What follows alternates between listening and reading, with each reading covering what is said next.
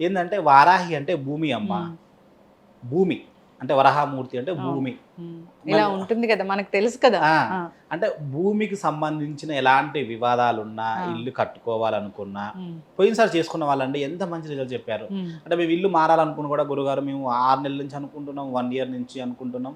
అసలు మేము ఇల్లు మార్చలేకపోతున్నాము అనే ఉమ్, వాళ్ళు కూడా ఆ ఉమ్, హోమం చేయించుకున్న తర్వాత వాళ్ళ ఇల్లు మారారు. ఉమ్, కొంత ఇల్లు కొనుక్కుంటామా, మా ఉమ్, స్తోమత అంతా ఉందా అని అనుకున్న వాళ్ళకు కూడా ఉమ్, అమ్మవారి దయ వల్ల వాళ్ళు ఇల్లు కొనుక్కున్నారు. ఇట్లా ఉమ్, లిటిగేషన్స్ భూమ్స్ ఉంటాయి అవును. కదండి. ఇట్లా భూమి ప్రాబ్లమ్స్ క్లియర్ అవ్వాలని అలాంటి వాళ్ళు ఉమ్, అయితే ఈ భూమి అమ్ముడుపోవాలి, మాకు ఇంకా అనుకున్న రేటు రావట్లేదు, ఉమ్, అది అట్లా చేసుకోవచ్చు.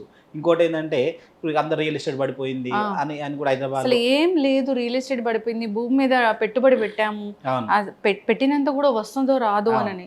100% ఈ హోమం చేసుకున్న వల్ల మీకు రియల్ ఎస్టేట్ 100% లేస్తుంది. ఇప్పుడు ఈ హోమం వచ్చేసి అమ్మ ఉమ్, నైట్ కూడా జరుగుతుంది. ఉమ్, అంటే వారాహి అంటే నైట్, అమ్మవారికి నైటే ఇష్టము. ఉమ్, మనకు నైట్ పూట నైట్ అంటే మరీ నైట్ అని అట్లా ఉమ్, కాదమ్మా.